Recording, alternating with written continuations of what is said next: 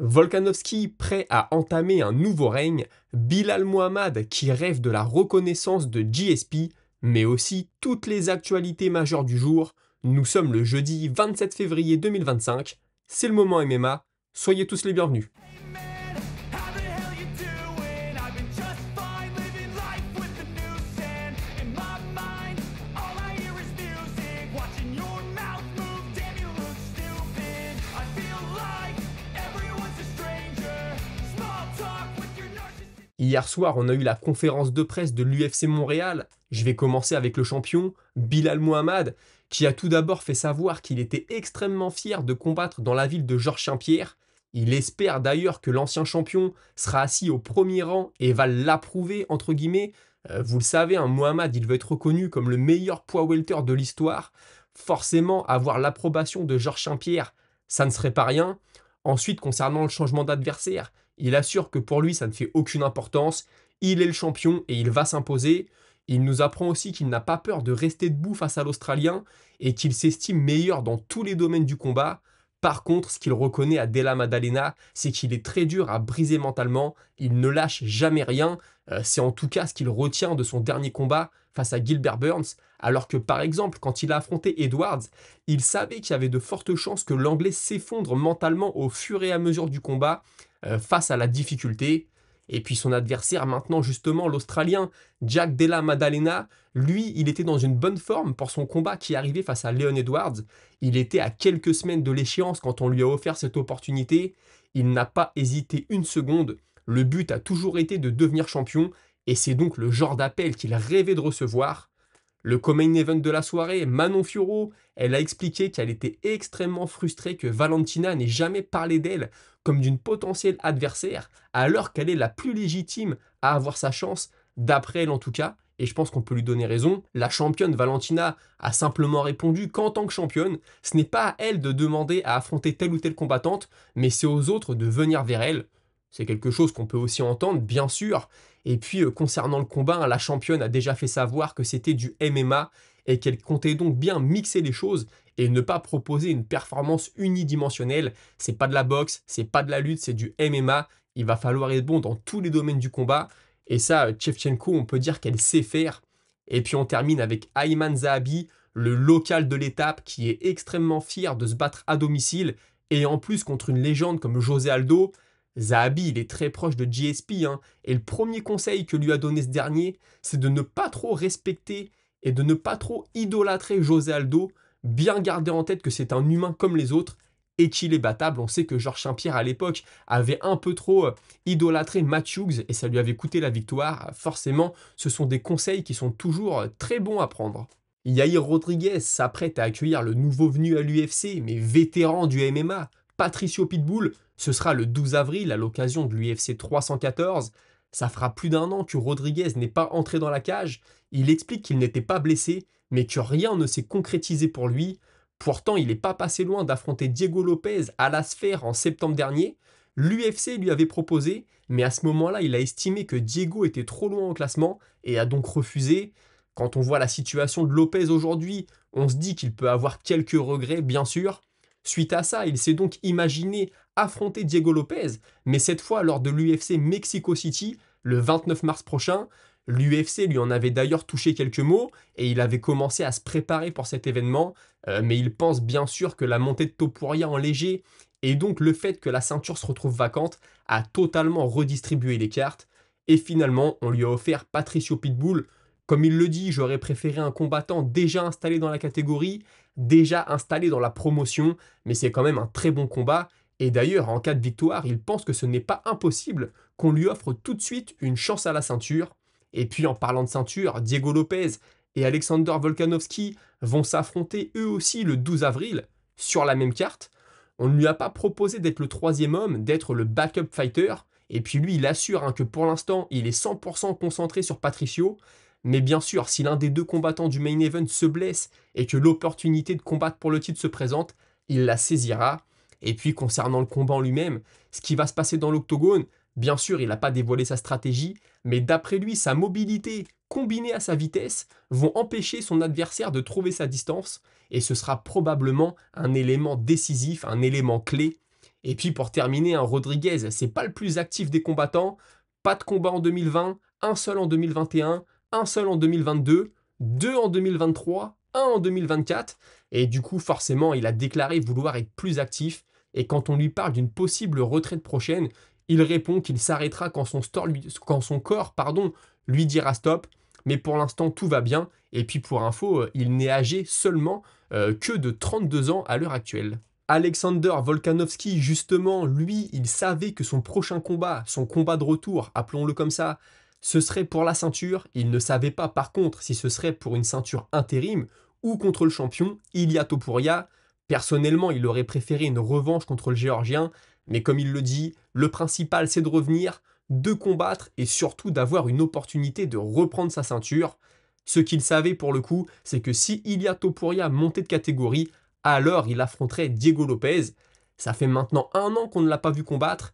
Il avoue qu'au début, il était assez angoissé par le fait de se tenir éloigné de l'octogone pendant un long moment, lui qui nous avait habitués à être si actif et qui avait évoqué ses problèmes de dépression lorsqu'il n'est pas en camp d'entraînement, mais finalement, il en a profité pour faire autre chose.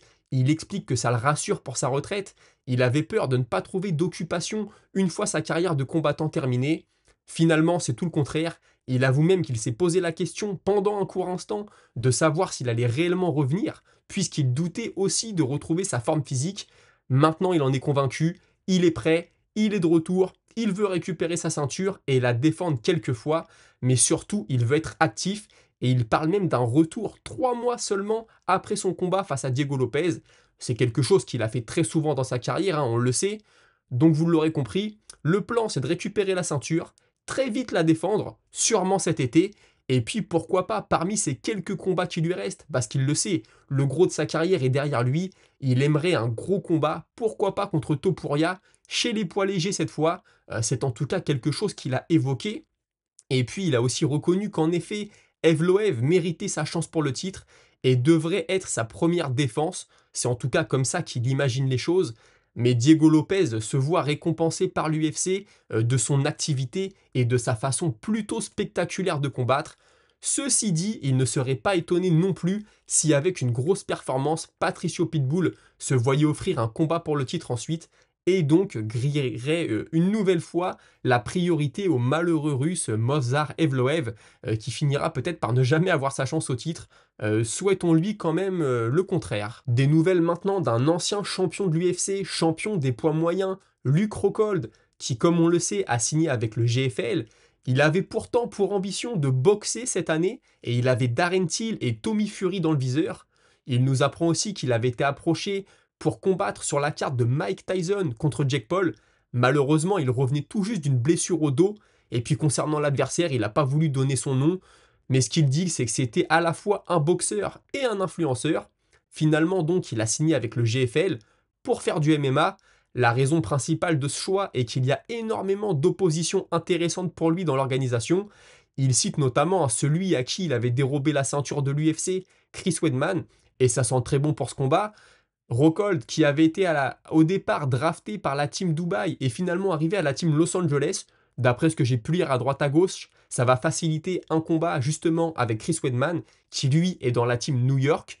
Et puis il a terminé cette interview en racontant avoir déjà sparé avec Dricus du Plessis. À cette époque, il estimait être meilleur que le Sud-Africain dans tous les domaines, mais le mental et la volonté du champion actuel de l'UFC, Dricus du Plessis donc, sont tellement à un niveau élevé qu'il arrive toujours à trouver une solution et à s'en sortir. C'est peut-être ça finalement le secret de Dricus du Plessis. Le dénouement du feuilleton Justin Gaethje contre Dan Hooker, on le sait, Dan Hooker est blessé à la main et ne pourra pas combattre. Hier, énormément de combattants ont fait savoir qu'ils étaient prêts à affronter l'Américain. Aujourd'hui, on le sait, c'est Fiziev qui a le combat et Justin Gaethje a posté sur les réseaux sociaux pour clarifier les choses. Ce qu'il dit, c'est que Tsarukyan et Charles Oliveira apparemment auraient dit non. Pareil pour Max Holloway et Dustin Poirier.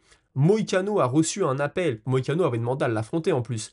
Il aurait aussi décliné. Donc félicitations à Fiziev d'avoir volontairement accepté de traverser le monde et de prendre son combat. C'est un gros risque qu'il prend, lui, Justin Gaethje, c'est ce qu'il estime en tout cas, parce que c'est une revanche contre un striker d'élite. Mais la vie est une aventure et le meilleur show sur la planète est de retour le 8 mars prochain. Justin Gaethje sera donc sur la carte pour une revanche contre Fiziev. Je rappelle qu'il avait battu Fiziev à la décision il y a quelques années. Mateusz Gamrot, qui lui aussi était intéressé par ce combat, a fait une sortie. Il pense que c'est un choix de la facilité pour Justin Gaethje. Il a choisi la voie la plus simple stylistiquement parlant.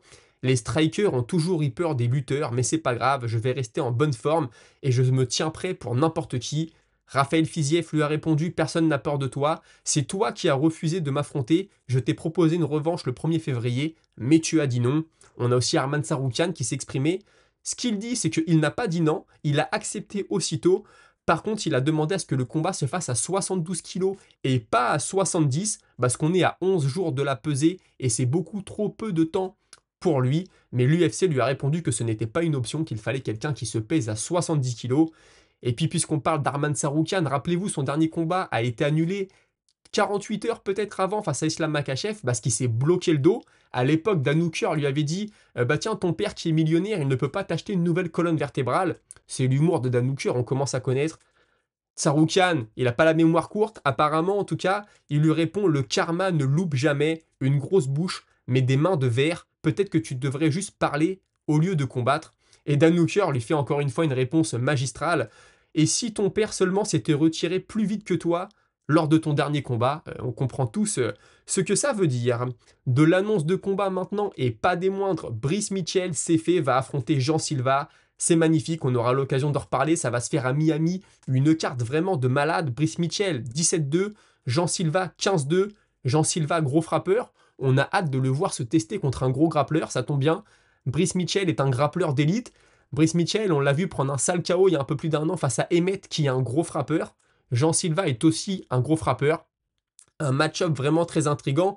Et puis vous le savez, Brice Mitchell, il n'a pas marqué des points dernièrement avec sa sortie sur Adolf Hitler auprès de l'UFC. Ce que dit Dana White, c'est qu'ils n'ont pas mis une cible sur Brice Mitchell, et c'est vrai, on pourrait croire: tu as dit ça, on veut te punir, on te met Jean Silva pour que tu prennes un KO. Non, non, c'est pas du tout ça. Jean Silva a demandé à affronter Mitchell. Mitchell a répondu ok, bah nous on a juste passé les coups de fil. Et puis ça s'est fait finalement assez naturellement. Un autre gros combat, Jamal Hill, ancien champion des poids lourds légers, va affronter Khalil Rountree, ancien challenger à la ceinture. Malheureux vaincu, si Jamal Hill perd, ce sera 2 défaites de suite. Pour Rountree, c'est pareil, hein, il sort d'un méchant KO face à Pereira. Que le meilleur homme gagne. Et c'est vrai que pour le narratif de la catégorie, mieux vaut peut-être que Jamal Hill s'impose et continue à grimper les échelons, ou recommence à grimper les échelons, plutôt que Rountree. Rountree, on sait que c'est limité. Jamal Hill, peut-être, pourquoi pas, pourrait proposer des choses intéressantes, même dans un rematch contre Prochaska. Contre Pereira, ça semble compliqué, mais écoutez, en tout cas, 2 combattants que j'apprécie. Je sais que Rountree est beaucoup plus apprécié pour son comportement que Jamal Hill, mais dans la cage, ça reste de superbes athlètes. Et puis enfin, une rumeur: Marlon Chito Vera pourrait affronter Mario Bautista. L'occasion pour Bautista de continuer à monter dans les classements des poids coqs. Et ça pourrait se passer à l'UFC Day One le 3 mai prochain. Ce n'est qu'une rumeur, mais une rumeur insistante, donc je vous en fais part. Les amis, on arrive au bout de l'actualité. Dans quelques instants, la Minute Auditeur. Je voulais remercier tout le monde de participer à la chaîne, de commenter. Je vous réponds à tous à l'écrit. Bien sûr, je ne peux pas vous mettre tous dans la Minute Auditeur, vous vous en doutez bien, sinon il y aurait plus de temps de Minute Auditeur que d'émissions. Mais ça fait vivre la chaîne, ça me fait énormément plaisir. Le livre de Michael Bisping est commandé, vous avez voté. Je devrais le recevoir samedi dans 7 jours, dans une semaine, donc pas samedi là, mais le 8. Et puis je vous en ferai très vite part. Et tout de suite, on passe à votre moment avec la Minute Auditeur. La Minute Auditeur, on la commence avec Uriel Lebaquet. Frustrant de voir Dan Hooker devoir se retirer à cause d'une blessure. Son combat contre Gaethje promettait d'être explosif. Maintenant, j'espère que l'UFC mettra Raphaël Fiziev en remplacement. Ce serait une revanche parfaite après leur premier affrontement intense à l'UFC 286. Ton vœu est exaucé, hein. Bien sûr, tu as posté ce message hier soir. On a eu la nouvelle dans la nuit, donc tu pouvais pas savoir. C'est vrai que Fiziev, c'est un choc de striker déjà, il devrait y avoir du spectacle dans la cage. Gaethje avait été intelligent dans le premier combat parce que c'était assez serré, il avait été chercher un takedown qui, je pense, avait fait la différence. C'était très bien vu de sa part. Comment Fiziev va revenir de cette blessure et de cette longue période d'absence? Ça, bien sûr, c'est une interrogation, mais le spectacle devrait être au rendez-vous comme à chaque fois que Gaethje rentre dans la cage, et Fiziev, c'est à peu près pareil. Jim Cerudo, c'est un nom, une légende, mais même s'il a toujours un bon niveau, il n'a clairement plus son niveau d'antan. Et selon moi, Petroyan, c'est le numéro 1 de cette catégorie. Je ne dirais pas qu'il n'a pas perdu face à O'Malley, mais O'Malley n'a pas gagné. Et il aurait déjà dû avoir sa chance avant Oumar et aussi avant une revanche d'O'Malley. Je suis pour une revanche automatique pour les champions dominants, mais ce n'était pas son cas. Tu parles d'O'Malley, je suis d'accord avec toi. Donc ce serait pas très juste de lui filer Cerudo, et ce serait pas terrible pour Cerudo non plus, que je ne vois pas gagner. Triple Champ devrait prendre sa triple retraite, même si je comprends que ça doit faire mal de partir à cause d'un neurochirurgien non homologué. J'adore les messages de Jim, il y a toujours une petite blague à la fin, toujours très bonne, c'est mon humour. Oui, bah Cerudo, c'est une légende, c'est vrai, maintenant je pense qu'il a plus sa place dans le gratin de la catégorie. Petroyan, là, c'est indéniable qu'il devrait avoir sa chance. Il le mérite, malheureusement, il va se faire passer devant O'Malley. J'en ai bien peur, je pense qu'on est bien parti pour ça. Quand tu vois la performance de Petroyan contre Figueiredo, c'était magnifique, c'était très beau. Faire ça à ce niveau-là, il n'y a rien à dire. Donc espérons que Petroyan sera récompensé un jour pour son travail. DBRXSS, si Poirier sera en main event, c'est soit Holloway, soit Islam, ça doit être pour un titre. Et pour moi, ce sera clairement pas une revanche contre Islam, donc je vois un Poirier Holloway 3, c'est le meilleur fight à faire. Bah écoute, dans les commentaires, je vous cite pas tous, mais vous êtes énormément à me dire ça. Et moi, plus je vois la direction que prennent les choses, plus j'y crois à ce combat contre Holloway. On a aussi Oliveira, pourquoi pas, ça pourrait faire un beau combat. Maintenant, ce serait peut-être un combat plus compliqué pour Poirier, hein. Il y a l'aspect sol que tu retrouves un peu moins chez Holloway. Donc moi j'espère qu'il va prendre Holloway, pour les deux ce serait génial. Après comme beaucoup me disent, c'est deux de nos combattants préférés, donc il y en a soit un qui part à la retraite sur une défaite, soit un qui prend une deuxième défaite consécutive, ça ferait mal au cœur forcément, mais en tout cas je pense qu'on se régalerait. Fishman, pour le cas d'Anouker, je suis désolé, mais une main pétée sur un adversaire dans un sparring à une semaine de l'échéance, c'est soit un problème déjà présent qui s'est aggravé, soit un problème de gestion de soi, parce que pour te péter la main avec un gant sur un crâne en sparring, c'est que tu as tapé comme un bourrin, et si tu fais des sparring durs à une semaine d'un des plus gros combats de ta carrière, c'est que tu dois apprendre à gérer un peu mieux cette carrière. Après voilà, je dis ça, je suis pas entraîneur ni professionnel, mais au vu du bonhomme, de sa mentalité et du fait qu'il est sorti, je ferais pas ce sport si j'étais précautionneux, ça montre un certain manque de réflexion. Parce que je te répondais, c'est que Dan Hooker en lui-même, oui, je pense qu'il est un peu foufou, je pense qu'il fait pas forcément attention, même s'il parle plus que ce qu'il en fait, hein. Je pense qu'avec son expérience, il a bien compris comment ça fonctionnait.